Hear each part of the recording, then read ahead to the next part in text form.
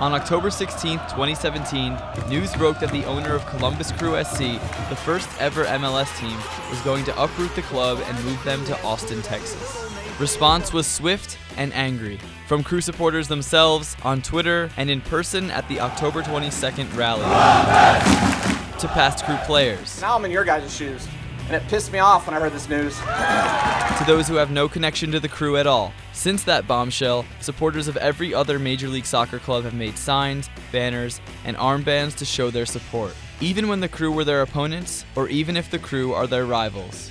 The fact that there are so many people willing to put themselves out there for a team that they don't even root for is amazing. We are supporting our fellow soccer supporters, whether they're rivals or not, in keeping something that is really theirs and part of their community. And that this is really an issue that is bigger than our rivalry with Columbus.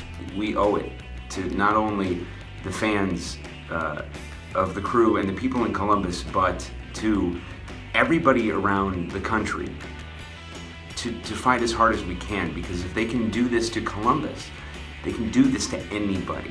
But in the ever-changing landscape of American sports, the decision of Crew's owner Anthony Precourt isn't actually that out of the ordinary.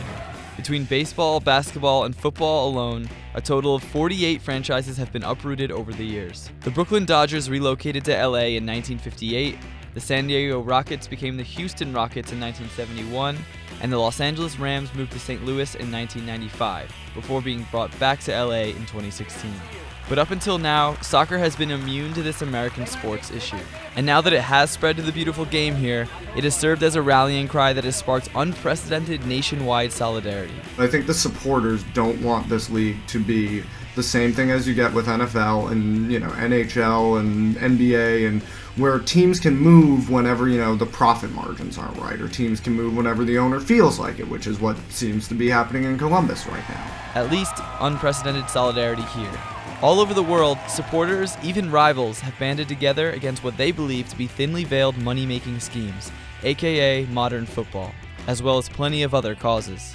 In Germany, fans have protested against the DFB for reducing the rules of 50+1 ownership, which, for one, allowed Red Bull Leipzig to participate in the Bundesliga, as well as putting a Chinese U20 team in the 4th division to increase profit margins. In England a few years ago, Premier League rivals walked arm in arm through London chanting "Supporters United will never be defeated" in a protest against egregious ticket prices. Spanish supporters have together protested the uneven TV revenue distribution. Every single supporters group in Australia protested the A-League in hopes that the FFA would implement an appeals process for banned fans, and Syrian ultras from every club recently formed a union after together refusing to turn over a list of their members' names to the Syrian FA. The clubs moving from one city to another, there's no actual precedence in Europe except probably FC Wimbledon. And at that time there was a feeling of solidarity, not only in England but all over Europe, because there was the perception that this could be the future of football. Investors buying a club and then relocating it wherever it's financially more interesting for them. Then the risk of seeing this kind of